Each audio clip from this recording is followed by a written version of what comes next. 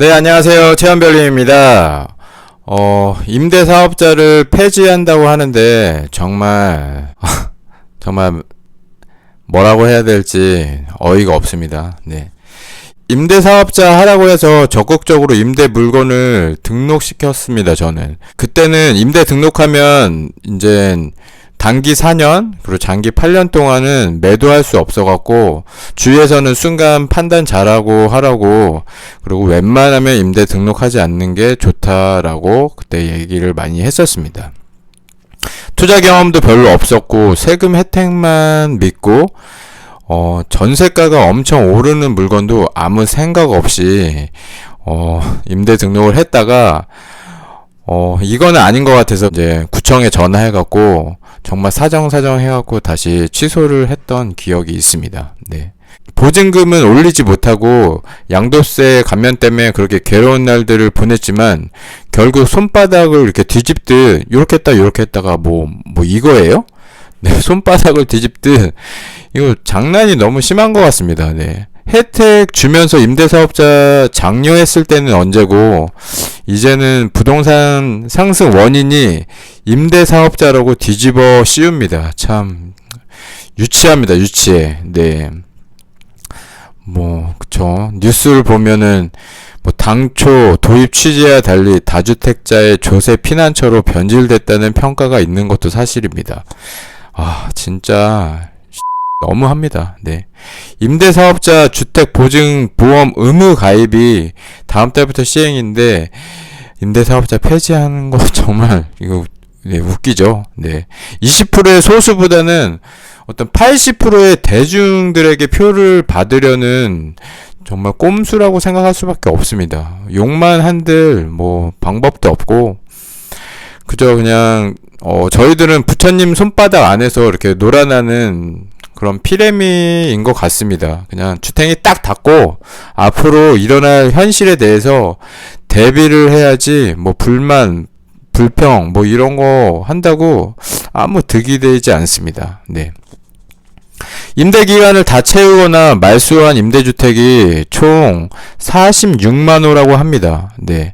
그 중에 거래되는 건 1.8만 호. 네. 2만 호가 안 되죠. 극히 적죠.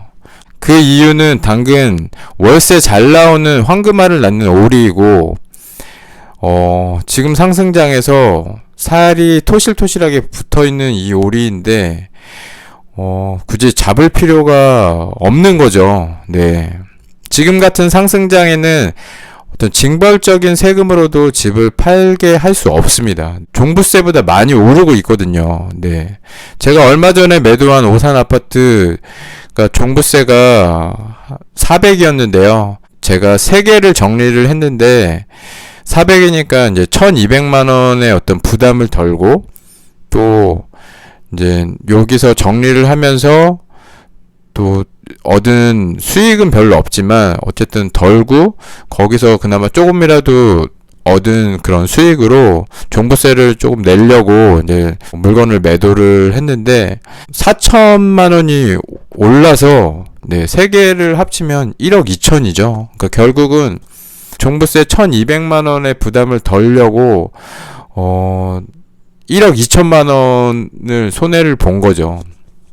결국 종부세 1200 때문에 1억 2천만 원 날린 겁니다. 양도세 내면 남는 것도 없다고 하시는 분들 분명히 있을 거예요. 근데 그런 하수 같은 소리는 이제 그만 좀 하셨으면 좋겠습니다. 네. 그냥 그럼 열심히 몸뚱아리로 일만 해서 어떻게 내가 살고 싶은 좋은 집에 들어갈 것이며 돈 버는데 내 인생을 갈아넣지 않고 우리 아이들과 우리 가족들과 시간을 어떻게 보낼 수 있는 건지 다른 좋은 방법이 있으면 제발 저도 좀 가르쳐 주십시오. 네.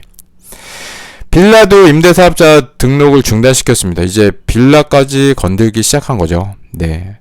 양도세 때문에 어쩔 수 없이 팔 수밖에 없지만 이렇게 기분 내키는 대로 국민들 들쑤시다가는 후폭풍은 어떻게 감당하려고 그러는지 참 걱정이 됩니다. 그냥 일단 표만 생각하는 그들의 가장 현실적인 전략인 것 같고요. 좀 더 좀 신중하게 생각을 하고 그렇게 뭔가 어떤 정책을 발표했으면 좋겠습니다. 네. 오산에 부동산 250개를 가지고 있는 분이 계십니다. 네. 그분은 종부세를 한 푼도 안 내다가 임대사업자 폐지되면 네, 종부세를 감당할 수가 없는 거죠. 네. 임대사업자 폐지되면 어쩔 수 없이 물건을 정리해야 할 것입니다. 네. 현금 흐름이 월 8천이라고 합니다. 네. 세금 낼 만큼만 정리를 하지 않을까 저는 생각을 합니다. 네. 모두에게 좋은 정책은 없겠지만 너무 장난하듯 뒤집어 버리는 건 본인 인생들 또한 뒤집어진다는 사실을 인지하셨으면 좋겠습니다. 네. 강자는 약자를 보호할 줄 알아야 합니다. 아무리 강자라고 약자들을 무시하고 함부로 한다면 결국 약자인 다수한테 다구리를 당할 수밖에 없습니다. 네. 백성을 함부로 한 왕은 백성들에게 질질 끌려 왕자에서 내려올 것입니다. 네. 백성이 있어야 왕이 있는 것입니다. 나라는 왕의 것이 아니고 백성의 것입니다. 긴 영상 봐주셔서 감사드리고요. 영상이 유익하셨다면 구독, 좋아요, 알림 설정 부탁드리겠습니다. 감사합니다. 이상 체험별님이었습니다.